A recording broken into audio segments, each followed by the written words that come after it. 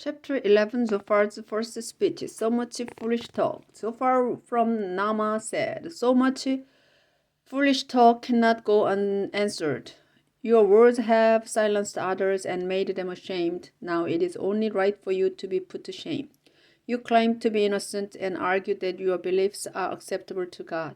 But I wish he would speak and let you know that wisdom has many different sides. You would then discover that God has punished you less than you deserve. Can you understand the mysteries surrounding God all-powerful? They are higher than the heavens and deeper than the grave. So what can you do when you know so little and these mysteries outreach the earth and the sea? If God puts you in prison or drags you to court, what can you do? God has the wisdom to know when someone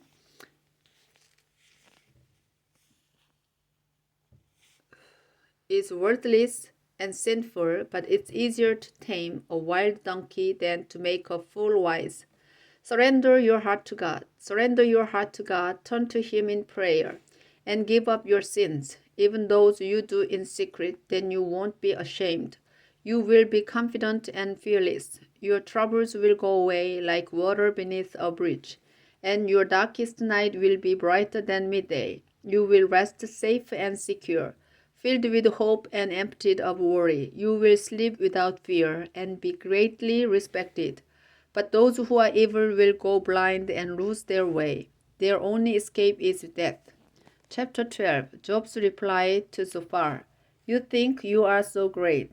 Job said to his friends, you think you are so great with all the answers, but I know as much as you do, and so does everyone else.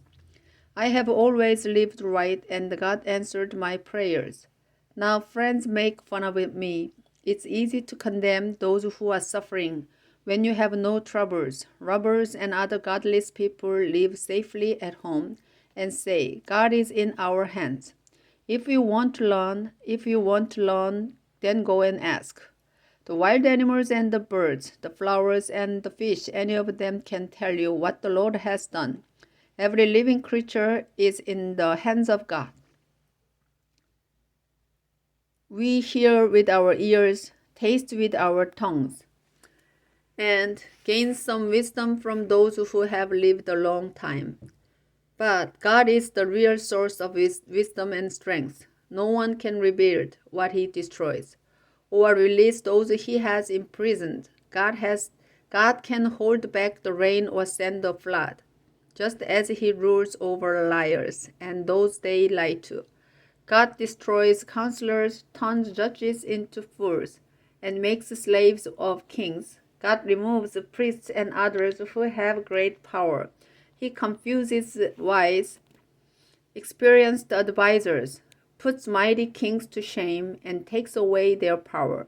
God turns darkness to light. He makes nations strong, then shatters their strength. God strikes their rulers senseless, then leaves them to roam through barren desert, lost in the dark, staggering like someone drunk. Chapter 13 Job continues, I know and understand. I know and understand every bit of this. None of you are cleverer than I am. There is nothing you know that I don't. But I prefer to argue my case with God all-powerful. You are merely useless doctors who treat me with lies. The wisest thing you can do is to keep quiet and listen to my argument. Are you telling lies for God and not telling the whole truth when you argue his case? If he took you to court, could you fool him just as you fool others? If you were secretly unfair, he would correct you, and his glorious splendor would make you terrified.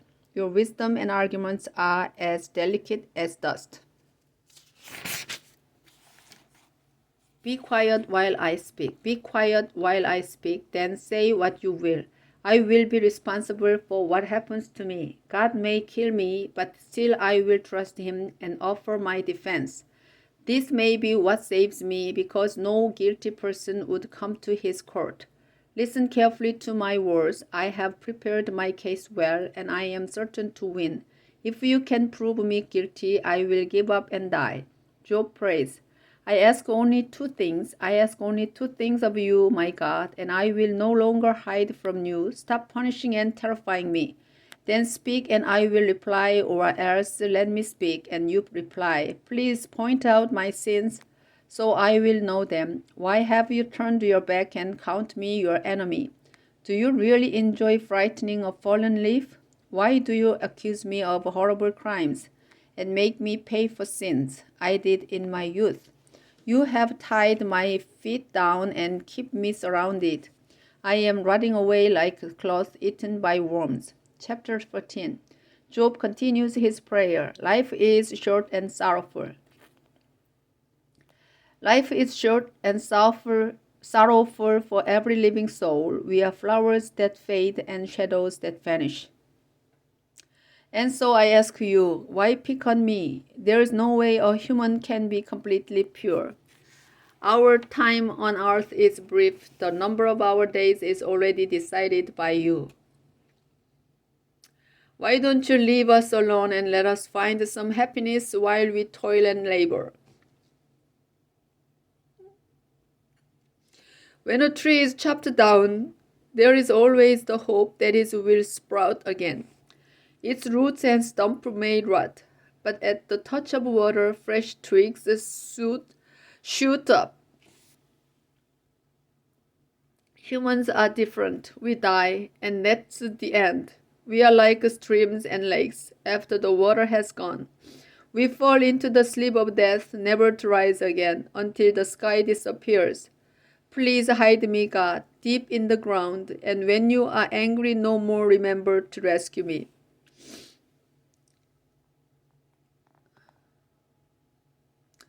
Will we humans live again? Will we humans live again? I would gladly suffer and wait for my time. My Creator, you would want me, you would call out, and I would answer. You would take care of me, but not count my sins. You would put them in a bag tight and toss them away. But in the real world, mountains tumble and rocks crumble. Streams wear away stones and wash away soil, and you destroy our hopes. You change the way we look, then send us away, wiped out forever. We never live to know if our children are praised or disgraced. We feel no pain but our own, and when we mourn, it's only for ourselves. The second round of the debate, chapter 15. Eliphaz's second speech, if you had any sense.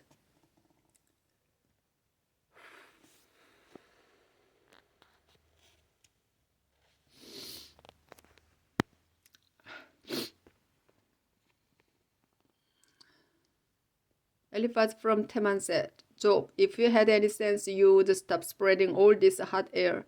Your words are enough to make others turn from God and lead them to doubt. And your sinful, scheming mind is the source of all you say. I am not here as your judge. Your own words are witness against you. Were you the first human? Are you older than the hills? Have you ever been present when God's council meets? Do you alone have wisdom? Do you know and understand something we don't? We have the benefit of wisdom older than your father. And you have been offered comforting words from God. Isn't this enough? Your emotions are out of control, making you look fierce. That's why you attack God with everything you say. No human is pure and innocent, and neither are angels, not in the sight of God. If God doesn't trust his angels, what chance do humans have? We are so terribly evil that we thirst for sin. Just listen to what I know, and you will learn wisdom known by others since ancient times. Those who gained such insights also gained the land, and they were not influenced by foreign teachings. But suffering is in store each day for those who sin. Even in times of success, they constantly hear the threat of doom. Darkness, despair, and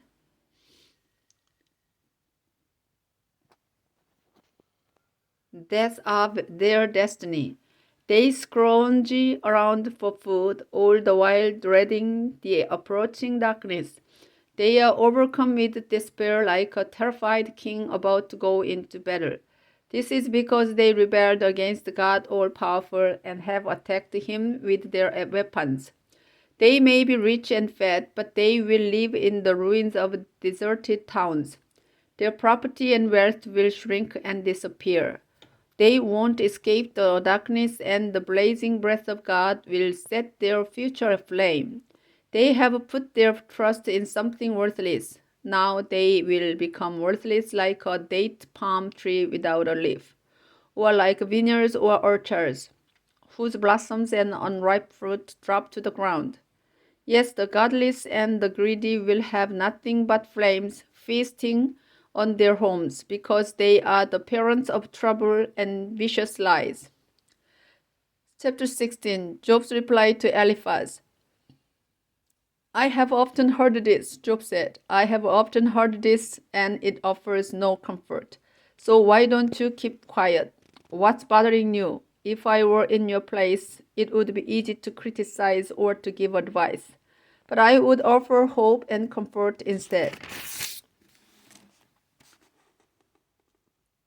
If I speak or if I don't, I suffer all the same. My torment continues. God has worn me down and destroyed my family. My shriveled up skin proves that I am his prisoner. God is my hateful enemy, glaring at me and attacking with his sharp teeth. Everyone is against me. They sneer and slap my face. And God is the one who handed me over to this merciless mob.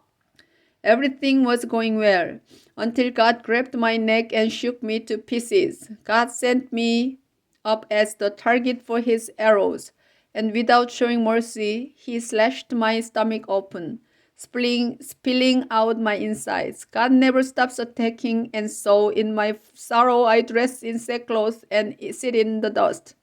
My face is red with tears, and dark shadows circle my eyes, though I am not violent, and my prayers are sincere. If I should die, I beg the earth not to cover my cry for justice. Even now, God in heaven is both my witness and my protector. My friends have rejected me, but God is the one I beg to show that I am right, just as a friend should, because in only a few years I will be dead and gone. Chapter 17. Job complains to God. My hopes have died. My time is up and the grave is ready.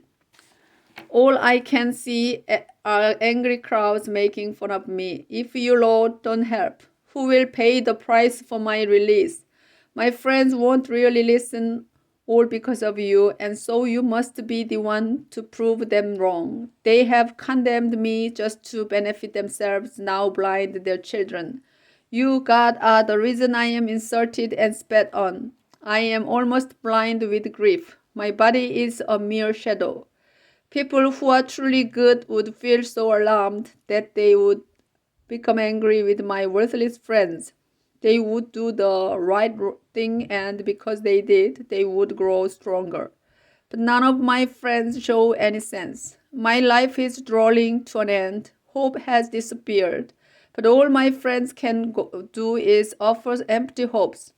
I could tell the world below to prepare me a bed. Then I could greet the grave as my father and say to the worms, "Hello, mother and sisters." But what kind of hope is that? Will it keep me company in the world of the dead?